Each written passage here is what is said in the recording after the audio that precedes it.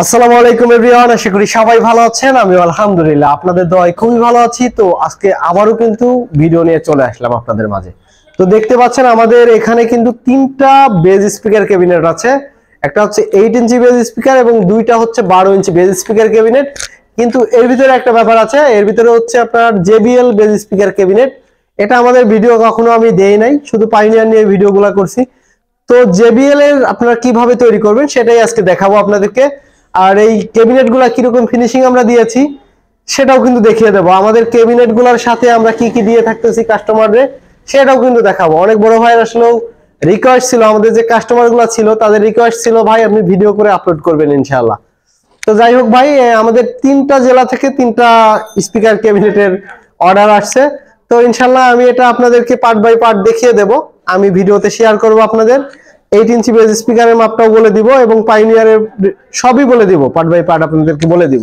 আগে যদিও বলেছি তারপরেও একবার ক্লিয়ার করে দিব ইনশাআল্লাহ। তো যাই হোক গাইস, বেশি কথা আর বাড়াবো না। এখনো যারা আমাদের চ্যানেলটি যারা সাবস্ক্রাইব করেন নাই অবশ্যই সাবস্ক্রাইব করে দিবেন, আর যারা সাবস্ক্রাইব করেছেন তাদেরকে আমি জানাই অসংখ্য অসংখ্য ধন্যবাদ গাইস। তো গাইস বেশি কথা আর বাড়াবো না, চলুন ভিডিও শুরু করা যাক। Let's go.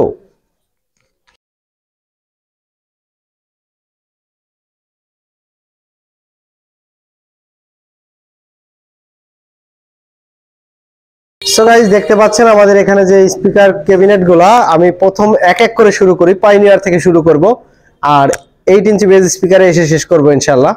তো চলুন দেখাই যে আমাদের ফিনিশিংটা কি রকম হয়েছে।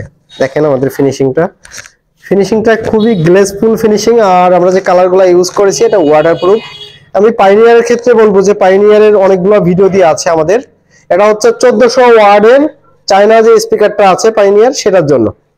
তো দেখতে পাচ্ছেন আমরা প্রতিটা জয়েন্টে কিন্তু আঠা ইউজ করেছি। আমি এটা আগে সম্পূর্ণ আপনাদেরকে দেখিয়ে দেই, ভিডিওটা একটু বড় হইতে পারে, আপনাদের অবশ্যই মাপটা বলে দেওয়া হবে। দেখতে পাচ্ছেন এই সাইডে যে রাখা আছে পার্টিশন, দেখতে পাচ্ছেন পার্টিশনটা রাখা আছে, ওখানে 2 ইঞ্চি গ্যাপ দিতে হবে। যারা নিজেরা তৈরি করে নেবেন যে শাকিল ভাই আপনি রেটটা বেশি রাখতেছেন, তাদের জন্য আজকে এই ভিডিওর মাপটা বলে দিচ্ছি ভাই, কিছু মনে করবেন না। আজকে কিন্তু একদম সম্পূর্ণ ভিডিওতে আপনাদেরকে মাপ নিয়েই আলোচনা করব এবং আপনারা আমাদের থেকে কিভাবে নিতে পারবেন সেটা নিয়েও আলোচনা হবে।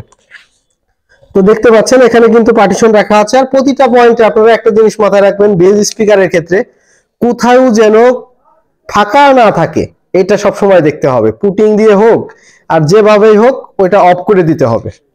কারণ হচ্ছে বেজ স্পিকারে কিন্তু নয়েজ বলতে কি ফ্যারফ্যার একটা আওয়াজ হয়ে যাবে যদি ফাঁকা থাকে। এগুলা খুবই সুন্দরভাবে মেজারমেন্টে তৈরি করতে হবে।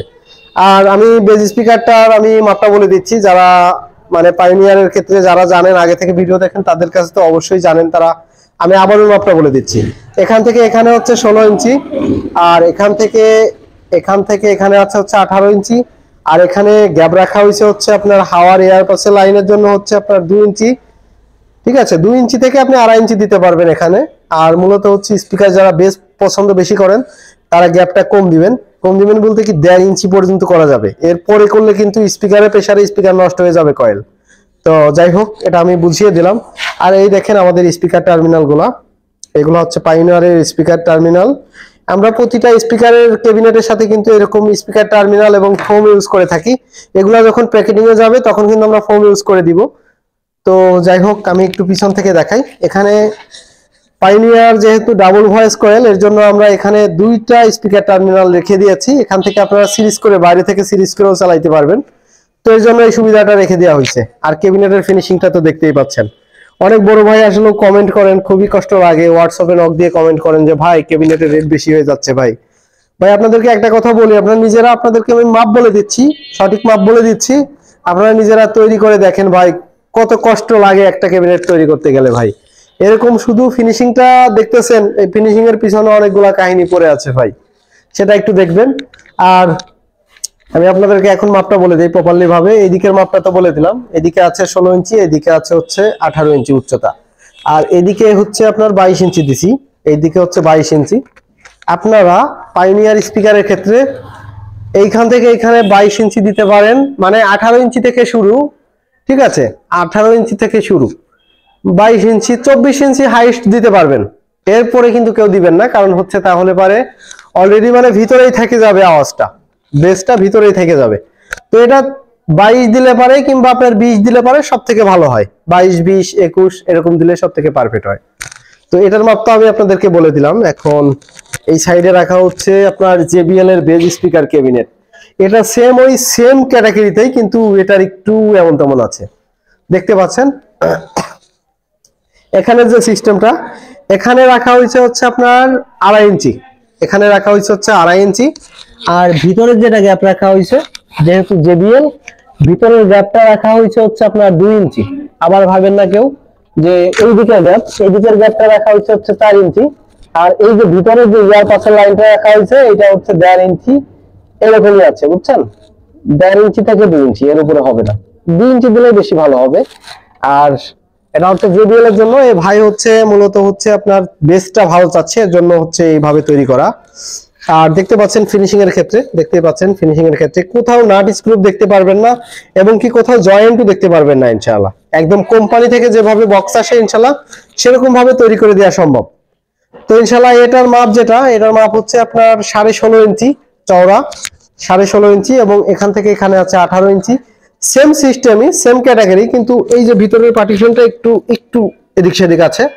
আর এখান থেকে এখানে যে মাপটা আছে, এখান থেকে এখানে মানে পিসের সাইডটা, তো পিসের সাইডটার এখানে আছে হচ্ছে আপনার 19 ইঞ্চি দেওয়া আছে।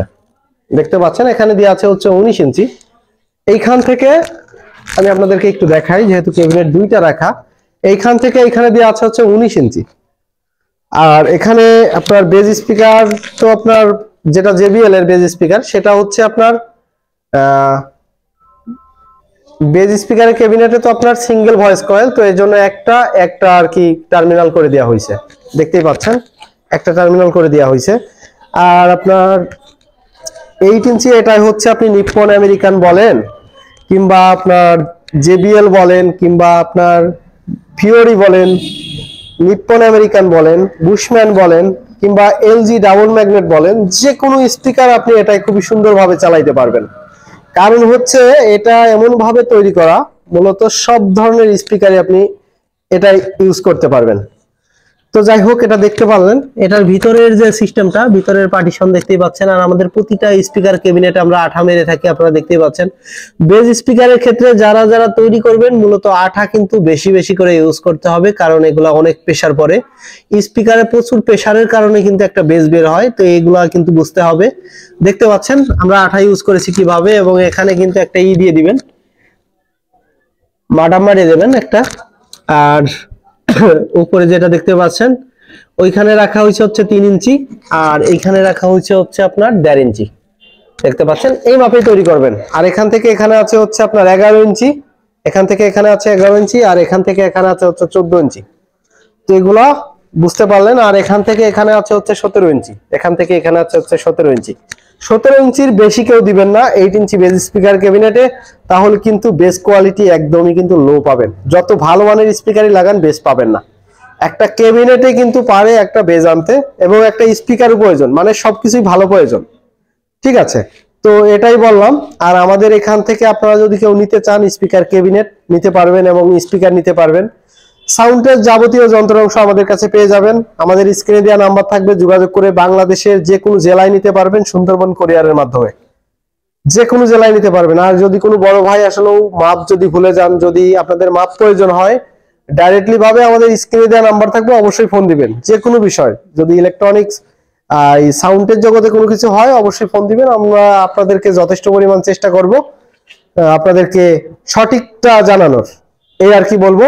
আর সকাল 10টা থেকে রাত 10টা পর্যন্ত আপনারা ফোন দিবেন কিংবা মেসেজ করবেন, এরপরে ভাই দিবেন না।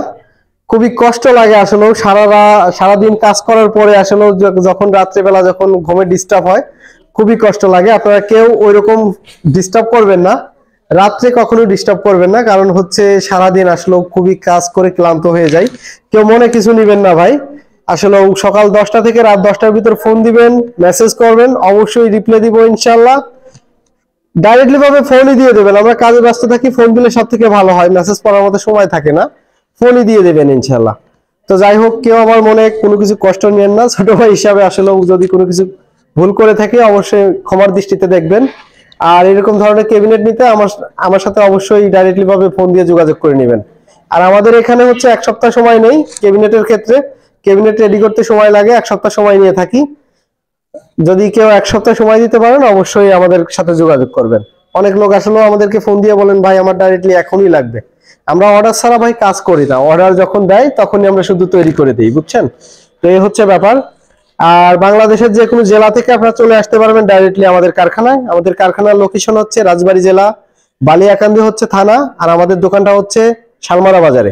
বালিয়াকান্দি আসার পরে যে কোনো অটোওয়ালাকে বললেই হবে শাকিল ইলেকট্রনিক্স এসএফবি তে যাব, যে কোনো অটোওয়ালা কিন্তু আপনাদেরকে নিয়ে চলে আসবে আমাদের দোকানে, ডাইরেক্ট ভাবে আপনারা চলে আসতে পারবেন। অনেক লোক আছেন ঢাকা থেকে আসেন, ইনশাল্লাহ ঢাকা থেকে লোকেশন ভুলবেন না। কেউ কেউ চলে যান আপনার সোনাপুরের ওইদিকে, এরকম যাবেন না। বালিয়াকান্দি আসার পরে দরকার হলে আমাদেরকে ফোন দিবেন, আমাদের লোক যে আপনাদেরকে অবশ্যই নিয়ে চলে আসবে ইনশাল্লাহ। তো যাই হোক, এ বলে বিদায় নিচ্ছে। আজকের ভিডিওটা কিরকম লাগলো অবশ্যই কমেন্টের মাধ্যমে জানাবেন, আর বেশি বেশি শেয়ার করবেন। আর আমাদের চ্যানেলটি অবশ্যই সাবস্ক্রাইব করে পাশে থাকা বেল আইকনটি অবশ্যই ক্লিক করে দিবেন গাইস। আর কিরকম হচ্ছে ভিডিওগুলো অবশ্যই কিন্তু জানাবেন ইনশাল্লাহ। তো ঠিক আছে, দেখা হবে নেক্সট অন্য আরেকটা ভিডিওতে। আসসালামু আলাইকুম, সবাই ভালো থাকবেন।